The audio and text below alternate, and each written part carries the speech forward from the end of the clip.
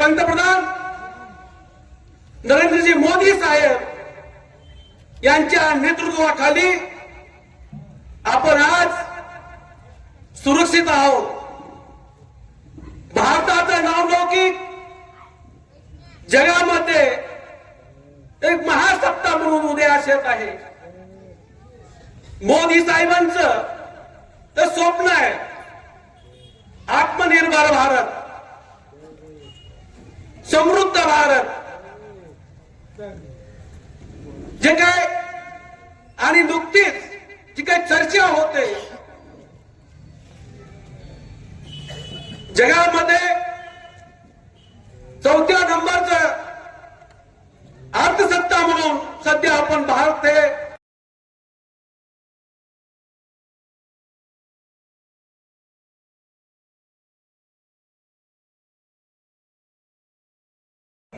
म्हणजे सगळे सवंगडी मित्र त्यांना बालाजी उगे आणि ते दोन्ही नावं तोंडात बसले त्यांच्या ग्रामपंचायतचा कारभार करत असताना. आणि यापुढे जिल्हा परिषद आणि पंचायत समितीचे काम सर्वसामान्यांच्या पर्यंत नेण्याचं काम सगळं संपूर्ण माहिती आज साहेबरावनी तिथं 144 योजनांची माहिती सांगितली.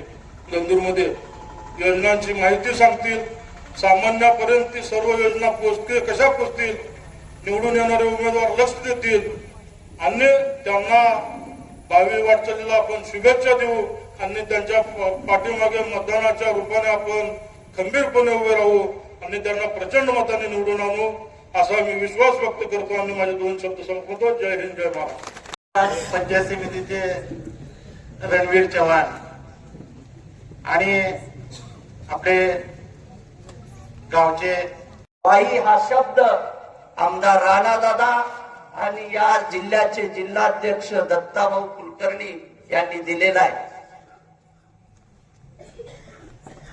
त्यामुळं या पक्षाचा विड्रॉल झाल्यानंतर मी ज्यावेळेस उमेदवारी माघारी घेतली त्यावेळेस दीपक दादांच्या आणि रणवीरच्या प्रचारात सक्रिय झालो.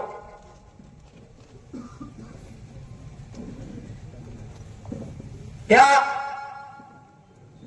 दुपारच्या गोष्टीवर मला एवढंच बोलायचं होतं, मी ते पूर्ण केलेलं आहे. अन्य मला या ठिकाणी त्या गोष्टीवर बोलायचं नाही. जगातला सर्वात मोठा पक्ष जर कोणता आहे तर भारतीय जनता पार्टी आहे आणि त्या भारतीय जनता पार्टीचा मी गेली 35-32 वर्षापासून कार्यकर्ता म्हणून कार्यरत आहे आणि मरेपर्यंत कार्यरत राहणार आहे. काय मिळो ना मिळो अपेक्षासाठी मी काय काम केलं नाही. मी ज्यावेळेस पंचायत समितीचा सदस्य होतो त्यावेळेस मी जे काम केलंय ते तुम्हाला ज्ञात आहे. साखर कारखान्यावरती संचालक म्हणून काम केलं, साखर कारखान्याचा उपाध्यक्ष म्हणून काम केलं, त्यानंतर कृषी उत्पन्न बाजार समितीचा संचालक म्हणून काम करतोय. परंतु मित्र हो, मी जाहीरपणानं सांगतो, या कुठल्याही संस्थेवर काम करताना मला मनापासून करमलं नाही. कारण ज्या आलोरे गुरुजी आणि चव्हाण साहेबांच्या संस्कारामध्ये मी वाढलो, गरीब माणसाच्या सुखदुःखामध्ये सहभागी होण्याचे संस्कार यांनी या दोघांनी मला दिले होते, त्याची नाळ या संस्थेमध्ये नव्हती. सामान्य माणसाच्या मत्तीला मला जर धावून जाता येत नव्हतं, त्यामुळं या संस्थांमध्ये मी जरी प्रतिष्ठेच्या पदावर असलो तरी सुद्धा मला तिथं करमलं नाही, हे मी जाहीरपणाने कबूल करतो. आणि पुन्हा 18 वर्षानंतर हे आरक्षण सर्वसाधारण पडलं आणि मी या ठिकाणी आपल्या आशीर्वाद मागण्यासाठी आपल्या समोर उभा आहे. गेल्या 7-8 वर्षापासून या तालुक्याचे लोकप्रिय आमदार आदरणीय राणा जगजितसिंह पाटील साहेब यांच्या मार्गदर्शनाखाली, यांच्या नेतृत्वाखाली काम करत असताना मी आता तुम्हाला म्हणालो की कुठल्याही सत्तेचा या पंचायत समितीचे भारतीय जनता पार्टी माहितीचे अधिकृत उमेदवार रणवीर सुनील मालक चव्हाण. गाडी आली ते आवाज काढले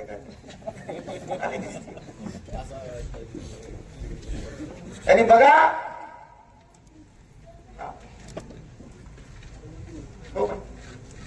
गटाची फी म्हणजे नाव हळूहळू बोलतो ना भोसलेला विसरून कसं ना. या आदरणीय दत्ताभाऊ, आदरणीय सुनील मालक, अनिल तात्या काळे साहेब यांचं स्वागत करूया टाळ्याच्या गजरात. शिवडी पंचायत समितीचे अधिकृत उमेदवार प्रवीण भोसले पाटील. देवेंद्रजींच्या नेतृत्वामध्ये हा महाराष्ट्र समृद्धपणे काम करतोय. राणादादांच्या माध्यमातून आपण जिल्ह्यामध्ये वेगवेगळे विकासाचे प्रकल्प आणतोय. राणादादांच्या माध्यमातून आपण काम करत असताना नितीनजींनी त्यांच्या भाषणात सांगितलं आपण कुठले कुठले प्रकल्प आणले, काय काय करतोय, कशा कशा पद्धतीने काम करतोय. परंतु त्याही पुढे जाऊन मला असं वाटतं की सगळ्यात महत्वाची समस्या प्रत्येकासाठी आपल्याकडे असलेली जी समस्या आहे ती सगळ्यात महत्वाची समस्या असते. परंतु आपण विचार करताना प्रशासन म्हणून, शासन म्हणून, सरकार म्हणून, पक्ष म्हणून, संघटना म्हणून विचार करताना संपूर्ण समुच्च समाजाचा विचार करायला लागतो. आणि संपूर्ण समाजाचा विचार करताना म्हणजे मी नेहमी करता मागच्या परवाच्या माझ्या एका भाषणामध्ये मी सांगितलं की आपलं शरीर सदृढ व्हायचं असेल तर आपण सर्वांगाचा व्यायाम केला पाहिजे. मला माझं शरीर निरोगी राहिलं पाहिजे असं वाटतं म्हणून मी केवळ हाताचा व्यायाम करून जमणार नाही. मला माझं शरीर सदृढ व्हावं असं मला वाटतं आणि म्हणून मी फक्त पायाचा व्यायाम करून जमणार नाही. तर मला माझ्यासाठी तितक्याच प्रमाणामध्ये महिलांसाठी, वृद्धांसाठी, तरुणांसाठी या सगळ्या घटकांसाठी आपल्याला काम करावं लागणार. आणि हे काम करत असताना एक व्यवस्था, ज्या व्यवस्थेच्या माध्यमातून, ज्या स्थानिक स्वराज्याच्या माध्यमातून आपण वेगळ्या वेगळ्या पद्धतीतनं, वेगवेगळ्या रचनेतनं निधी आणू शकतो. तो निधी आपल्याला आणण्यासाठी दीपकदादा आलुरे, आमचे भोसलेजी आणि रणवीर भैयाला आपण निवडून द्यायचं. मला माहित आहे की या विषयामध्ये मांडताना हा वृक्ष विषय वाटू शकतो, लोकांना रंजकपणे भाषण ऐकायची सवय आहे. परंतु आपण त्या मुद्द्यांवर म्हणजे मुळामध्ये मी आता सुरुवातीला सांगितलं की इतर ठिकाणची 55 ठिकाणची भाषणं जिल्हा परिषद गटातली वेगळी आणि अंदूर मधली परिस्थिती वेगळी. तर अंदूरच्या लोकांना चिंतन करायची सवय आहे, आपल्या संसद विवेक बुद्धीने निर्णय करायची सवय आहे. आपल्याला योग्य काय म्हणजे कानाला बरं काय वाटतं याच्यापेक्षा मनाला खरं काय वाटतं हे अंदूरकरांसाठी महत्वाचं. त्यामुळे मी त्याच मुद्द्यांवर, विचारांवर, त्याच विषयांवर बोलणार. मला माहित आहे या भागाला, या परिसराला, या परिसरातल्या सर्वांगीण विकासाला जर सगळ्यात महत्वाची मदत कुणाची होणार असेल तर ती भारतीय जनता पार्टीची. कारण केंद्रातल्या 55 योजना आहेत, ज्या 55 योजना जिल्हा परिषदेच्या पंचायत समितीच्या माध्यमातून गावापर्यंत येऊ शकतात. राज्य सरकारच्या 44 योजना आहेत, त्या 44 योजना ज्या भोळ्या भाबड्या जनतेच्या भावनेशी न खेळता त्यांच्या मनाला विचार करायला लावून त्यांना खरं काय, खोटं काय, बरं काय, चांगलं काय हे सगळं पटवून सांगून आपण त्यांच्याकडनं मतं घेतली पाहिजे. आणि ही मतं घेत असताना आपल्या हातून जे होतं ते आपण होतं म्हणून सांगितलं पाहिजे, जे आपल्या हातून होत नाही ते आपण नाही म्हणून सांगितलं पाहिजे. आणि ज्याला नाही म्हणायला जमतं, ज्याला नाही म्हणायला, मला मी परवा धाराशिव